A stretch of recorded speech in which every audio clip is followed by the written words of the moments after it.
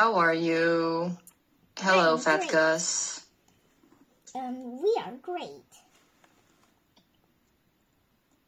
Well, I'm very happy to hear that. Oh, I can't see if she's holding anything. She's holding an acorn. Nothing new. Oh, nothing new, just the usual, okay. So how was your day today? My day was great. Okay. We took a bath, and I had this Pokemon bath bomb, and I got this Pokemon. I did some research, and I found out this Pokemon's name is Gloomy. It's not poisonous. I also gave it It looks very cute. gender. Its gender is a boy.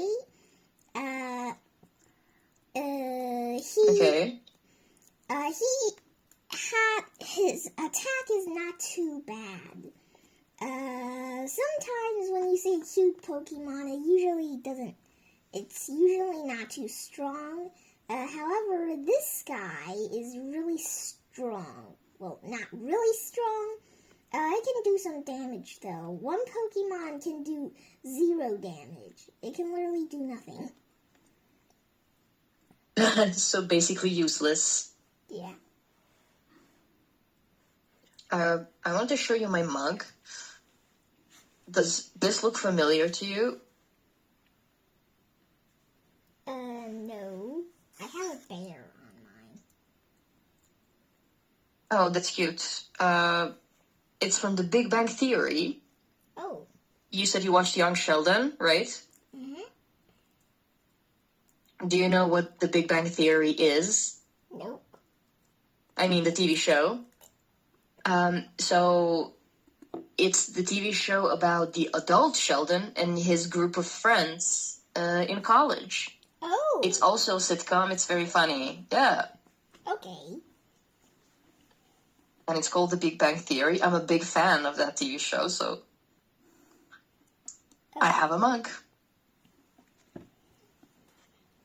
That's why I wanted to share, because you told me you watched Young Sheldon, and I remember that, so yeah. Also, I'm wearing a new headset. I hope you can hear me well. Yep. I can hear you very well. Perfect. And that was the intention behind buying this headset or headphones, whatever, because naturally I have a really, really low voice. Like, it's not a very pitchy voice. It's lower than usual female voices. And when I had my other headphones, I had to yell in my classes. I couldn't speak. I had to be very loud. So my microphone could catch what I'm saying. So I had to invest in buying new ones and talk as relaxed as possibly I can. I think I understand you. You mean if this was you, I know that guy is a boy, whatever. It's okay. When you have a class with a student, you would be, hello, how are you? Which means you're yelling. Yes, and imagine yelling for 6 hours. Oh. Because that's how long I work. If I yell for 6 hours straight, that is a lot, don't you think? It strains my vocal cords. It does some damage, and I like my vocal cords not damaged, please, thank you. Okay.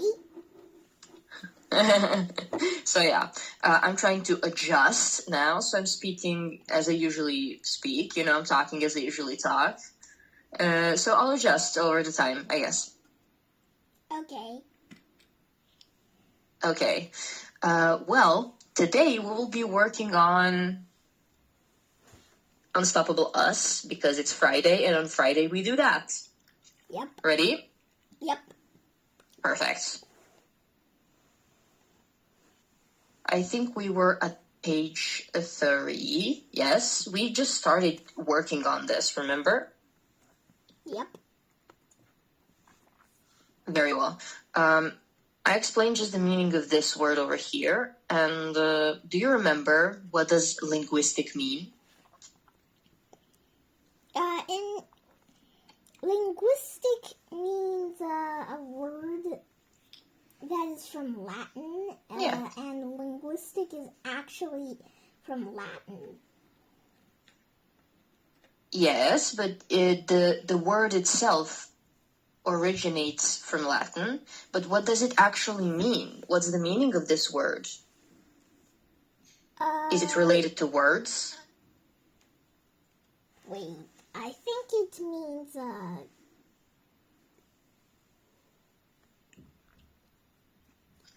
something about correct. Something about languages. And languages.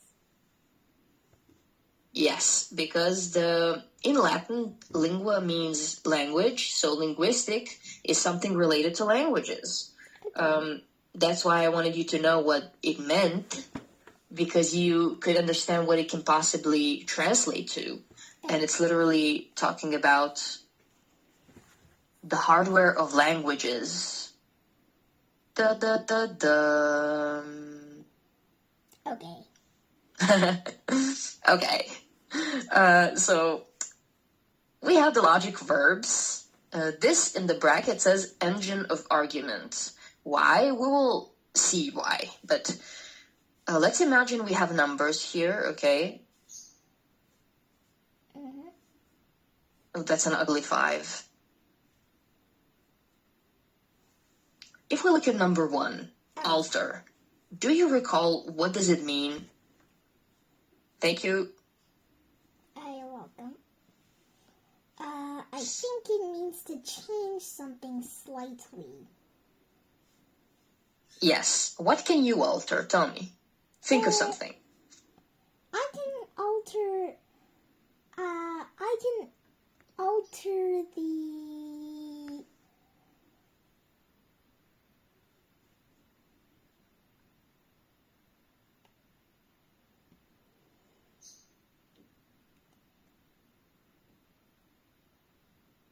wait. I think I can alter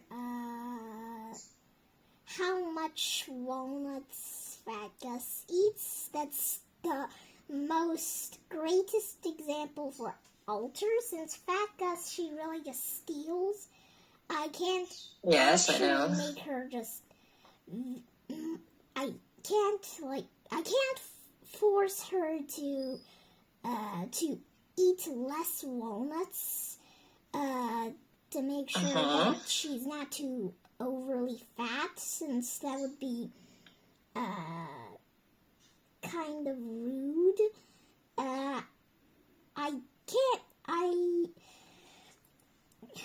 I also can't make sure that every day she eats that much walnuts, since she always eats a lot. Probably steals though. I always see her. I always see her as very chubby and likes to steal. Yeah, she did steal a lot of walnuts recently. I can change a little bit of her walnut eating schedule, not too much, since she just, even if I limit her amounts of walnuts to eat, she still just does the same thing. This time, making sure that I do not see her do that. Okay, that's a very good example. I wanted to mention something though. Can you for a second imagine a river? Mm-hmm. Okay, so let's think of this river flowing in this direction.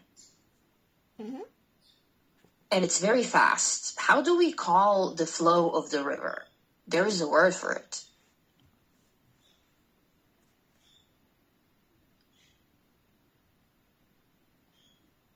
We call it current. The current. Oh, current. Yes, exactly. So imagine this is like the land around the river. It's very ugly, but just imagine. And if I say the current is very strong, what can that mean? The current of this river is very strong. That can mean the speed of the flow in this river is super strong and can literally make your pants. Oh, sorry. And can literally make your pants. It's okay. And can literally make your pants go down somewhere without you finding out in 3 or 1 second. Boop. And then Exactly. Very good. What I wanted to say, this is one way that the river can go, right? Yep. And the river always has one current, so it goes one way, always. But imagine if we came down here and we dug around the river. We dug, and we made like this. Okay, you made 2 rivers. And no, it's the same, but we made a new one, right? And the new one starts here. So yes, technically we did make 2 rivers, but we actually altered the current of the river. Oh. Didn't we? Yeah. Some of them goes there, some of them goes there. Exactly, very good. So this is a slight change because we only dug up a little bit, but it's a change for the river. It still goes in the same direction, but it also has a new one. Yeah. Very good. Perfect. Let's go to number 2. Imply. I think you know this very well. Well, imply is to add something onto something. Yes. Oh, imply also means, in this case, it means to suggest something as a logical consequence or a necessary truth that you don't say, and you don't say it directly.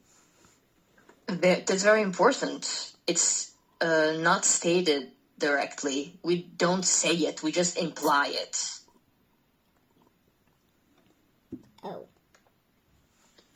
For example, I can tell you,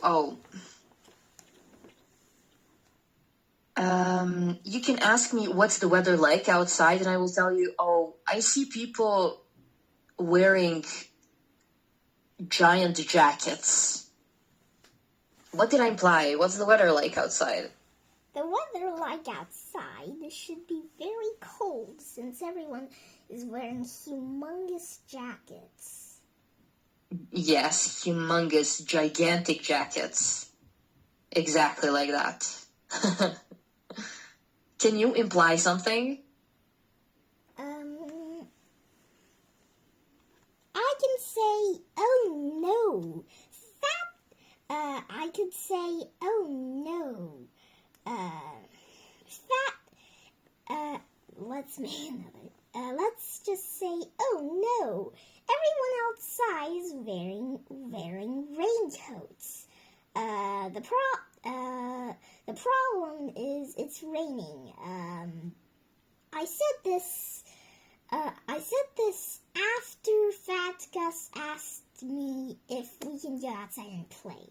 Then I said, oh no, everyone's wearing raincoats outside, which means it's raining. We can't go outside. Very good. That's very good. Okay, moving on to number 3. Dictate. We talked about this, remember? But how much do you remember? What did we talk about? I know it's someone to order somebody, or it means someone says something out loud and wants other people to write it down. Exactly. But look at this other part of the sentence here.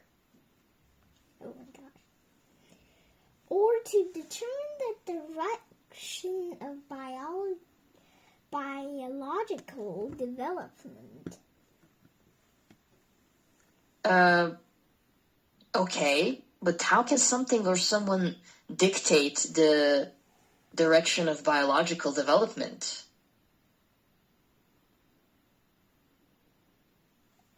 By Maybe our DNA surgery? Yes, and so that means that our genes dictate the direction of biological development. Yep. Perfect. I'm glad you remember that because we determined that over the course of our classes, right? Yep. Very good. I love when you say yep. Number 4, that is a purple 4, reshape. To change. What does this mean? It means to. It means I think it means to change someone or change something or someone. For example, Exactly. I reshaped the mud, which means the mud was originally like this. I shaped it into a rabbit. I reshaped it. Perfect. Very good. That's exactly what I wanted to hear from you. Do you know what clay is? Yeah. I used to play with clay when I was a child. I made a lot of different things from clay. And I used to always reshape one thing. So, for example, I would make like a bowl, then I would make a star, then I would make, I don't know, a tree. So I used to play a lot with clay. Yeah, about that, I also play with clay all the time when I was 3. However, I don't change what it looks like. I just wait for it to dry and then play with it. I that's like okay. to make it really, really small. If the bag of clay was this big, my result would be this big. Oh, understood. Okay. Well, I'm happy that you also like playing with clay. I know some people don't, and they don't understand how interesting and creative that can actually be. Oh. Now, cope with. What does this mean? To deal with. If you want, you can read it, of course. To deal with something. Okay. Give me an example. The contestants must cope with each other in order to pass this round. Perfect. That's amazing. That's incredible. Okay. That's very specific. Are you watching any competitions? No, I didn't. Let me explain. There's a green AI named 豆包爱学 that you can make storybooks. I made a storybook about three fighting silkworms. I typed in science fiction, which is supposed to be the genre. However, I think the AI must be very dumb or something. They made the science fiction into literal science. I said science fiction, I mean something that is related to science but would never happen. They just literally turned it into they're in a spaceship and they're made with science, which is kind of too overboard. Whatever, it still turned out very great. It's about 3 silkworms fighting. There's silkworm number 1, silkworm number 2, and silkworm number 3. They are brothers, no sisters here. Okay, they are brothers. Okay. They drink this nutrient soup, but one day though, Mm-hmm. the nutrient soup scattered. Without the nutrient they won't survive. Suddenly the spaceship was cracking. Big cracks opened everywhere. Even the glass that contained the three silkworms also shattered. The 3 silkworms, silkworm number 1 and silkworm number 2, were still fighting. However, silkworm number 3 figured that they have to work together to patch up the cracks. Oh, by the way, if you don't know, their silk is very strong. They want for that reason, silkworm number 3 tried to stop the 2 silkworms from fighting. They agreed. Okay. However, silkworm number 1 is still angry with silkworm number 2 and thought, I don't want to work with that guy. However, Mm-hmm. they suddenly noticed they needed. They had to work together in order to survive. They worked together. They patched up the cracks and the holes. Then they became friends, of course. Of course, yes. Wow. I already mentioned that I love how well you use AI tools, and you actually use them for something creative and fun, and also to learn and study. So that's the best way you can use AI.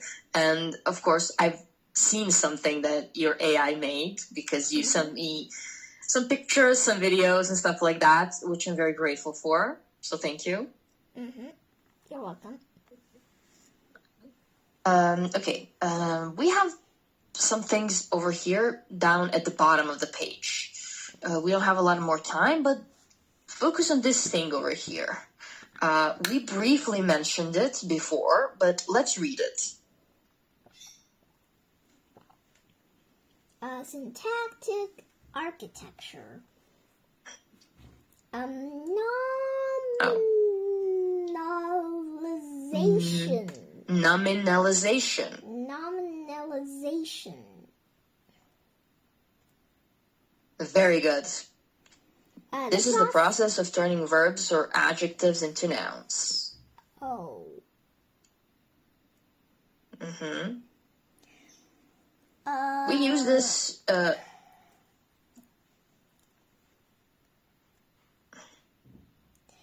or basically, as you would say, to sound more wise. Oh, got it. Yes, to sound more formal. We want to sound more academic. So nominalization is actually a process you would use if you want to write like a very important paper or an essay.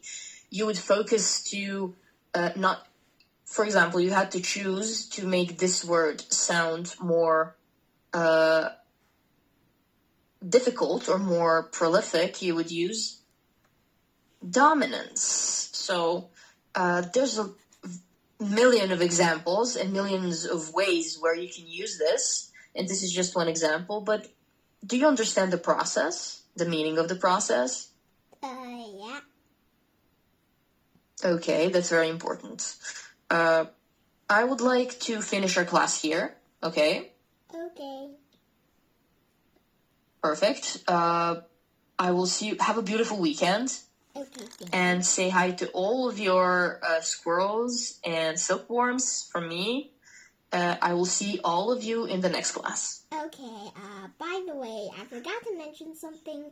All of the silkworms have turned into cocoons. I also found out that the 3 pupas that are not in the cocoons are very cozy, since I gave them some silk to wrap them around, which will make them cozy. I also found I also found out there were 2 cocoons that were smaller than usual. 3 cocoons that have 2 silkworms inside. Last but not least, a lot of cocoons that have 1 silkworm inside and that doesn't have a weird shape. Last but not least, 1 cocoon that is flat.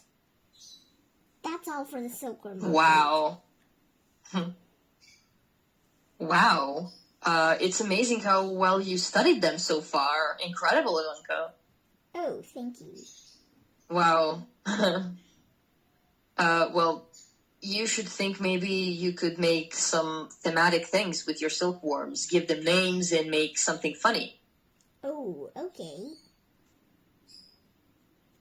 Yeah, like you did with your squirrels. Got it. Okay. Well, until then, see you next time. Okay, see you next time. Bye.